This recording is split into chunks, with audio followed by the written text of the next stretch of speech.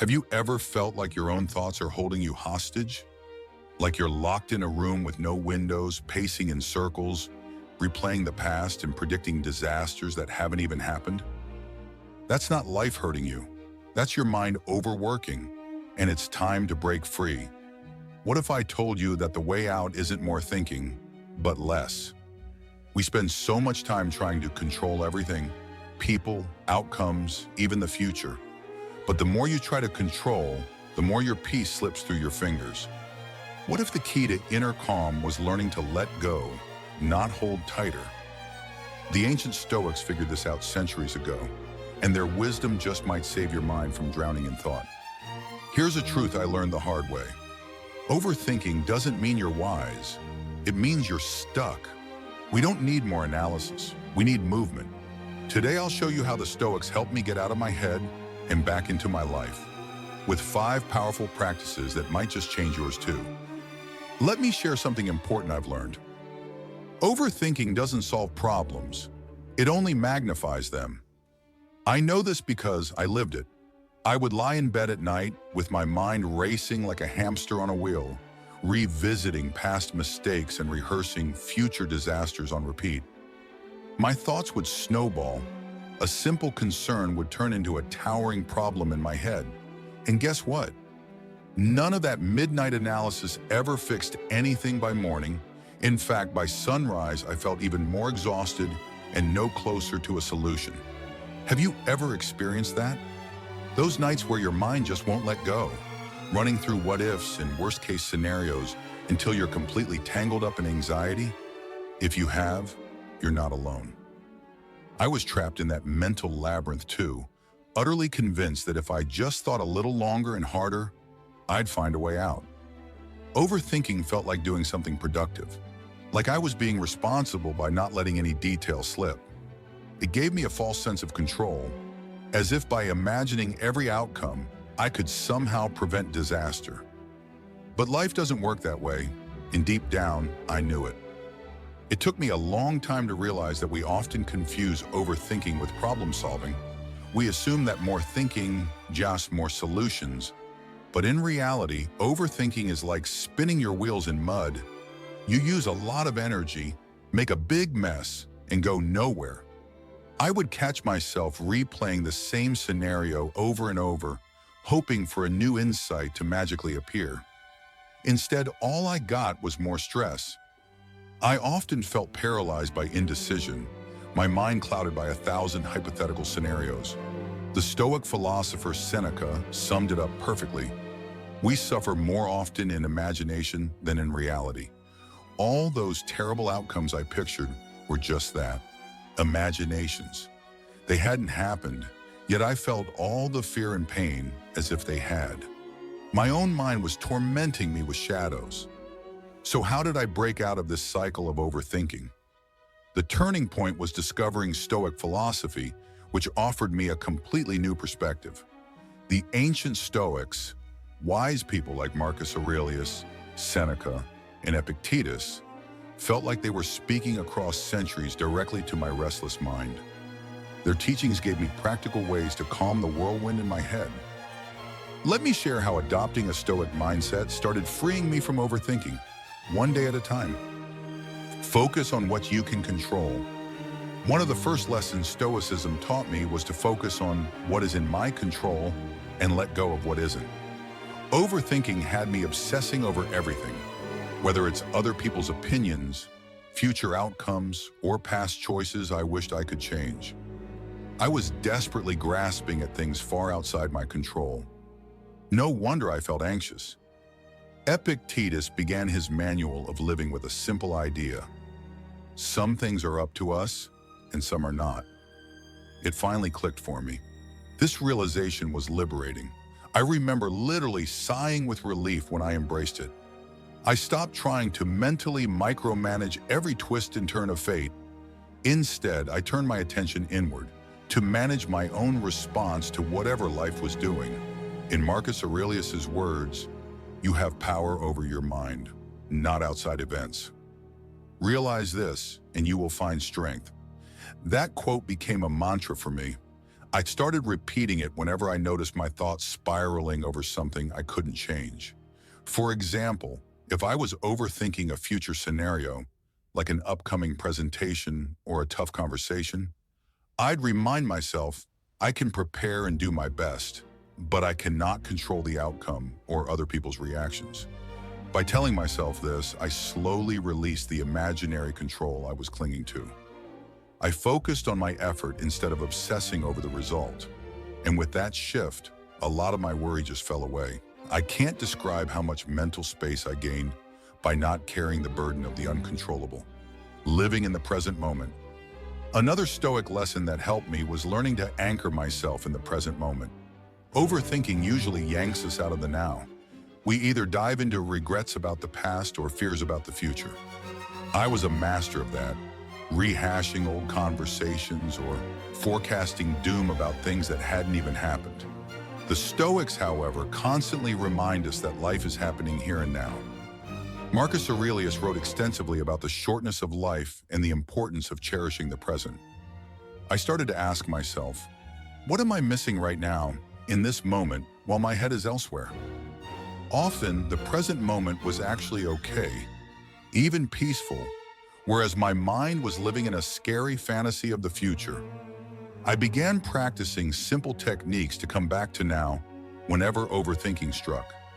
Sometimes I'd step outside and feel the sensation of the breeze, or listen to the birds just to ground myself. Or I'd take a few deep breaths and concentrate only on that. It sounds almost too simple, but it worked. By shifting focus to something real and immediate, my breath, the floor under my feet, the task in front of me, I found the current moment was usually far more manageable than my thoughts about the next one. This aligns with a famous saying from Epictetus, "It's not what happens to you, but how you react to it that matters." What was happening to me in the present was often just that I was sitting safely in my room. But my reaction, my runaway thoughts, created panic out of nowhere. When I caught myself drifting into what-ifs, I gently pull myself back. I often whispered to myself, "Be here now." The difference was incredible. By being present, I robbed those anxious fantasies of their power.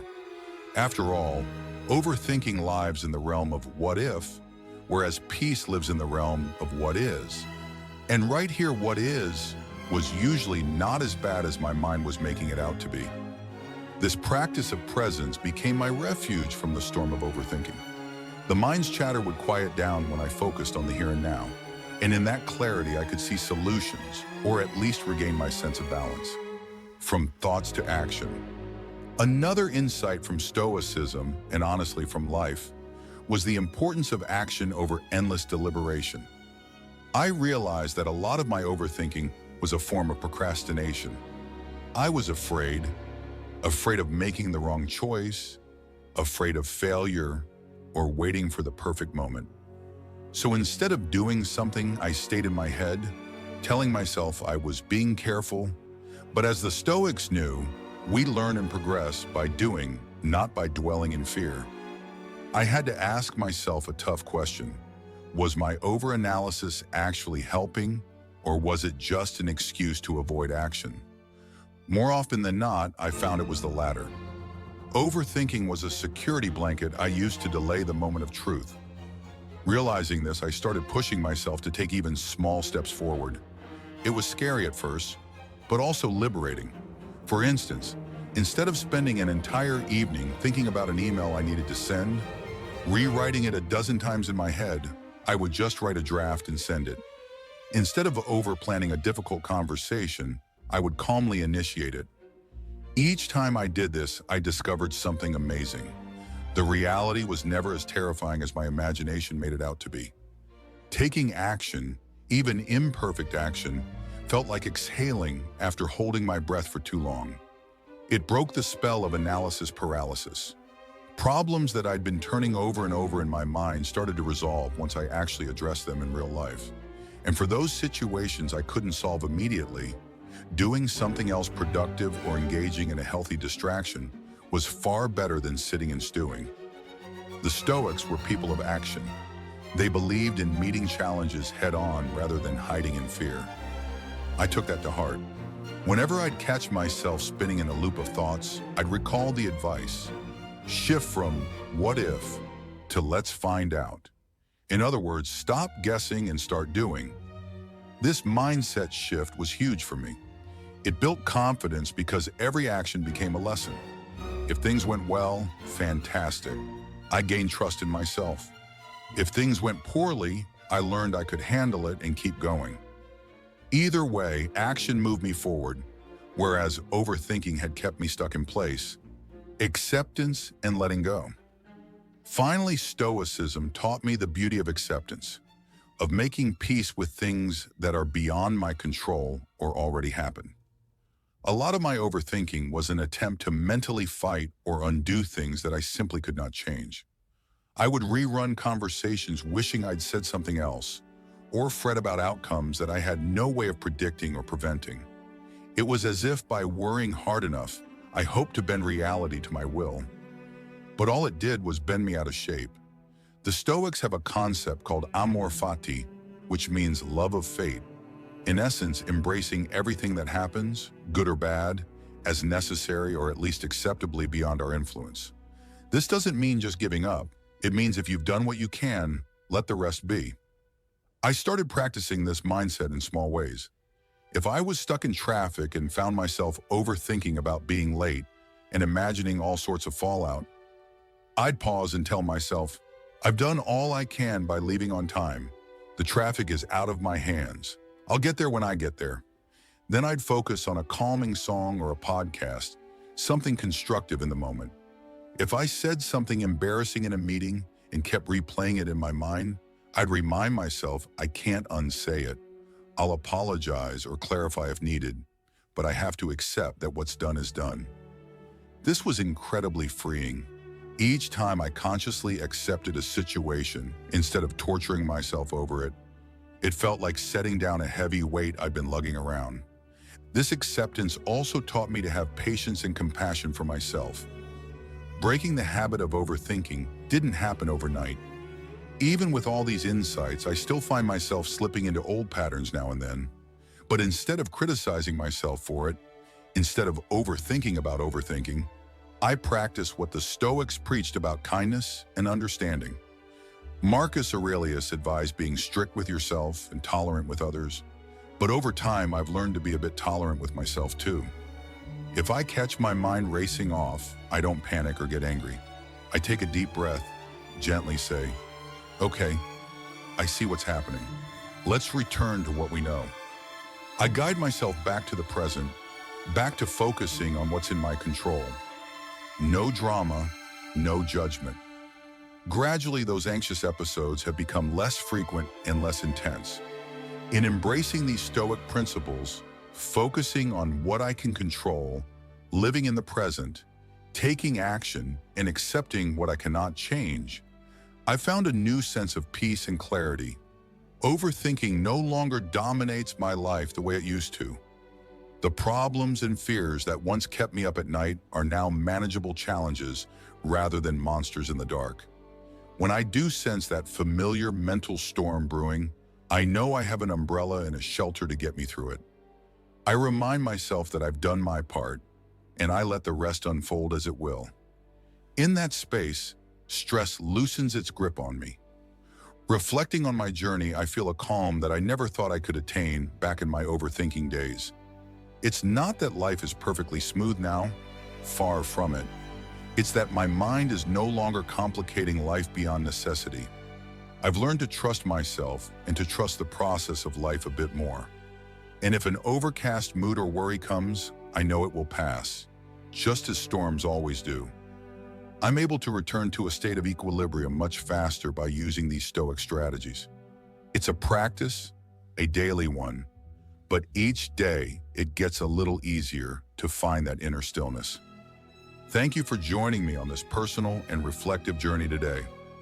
If you found this discussion helpful or resonant, I invite you to join our little community here. Subscribe to the channel for more Stoic-inspired insights and calm reflections. Feel free to share your thoughts in the comments. Have you struggled with overthinking? and what has helped you overcome it? I'd love to hear your experiences. And if there's someone in your life who might benefit from this message, please share this video with them so we can help each other find a bit more peace. Remember, you have the strength within you to calm your mind and navigate life's challenges with grace. Every day is an opportunity to practice. I hope you carry some of these Stoic lessons with you into your week ahead. Thank you for watching, and until next time, stay strong, stay serene, and I look forward to seeing you in the next video. Take care.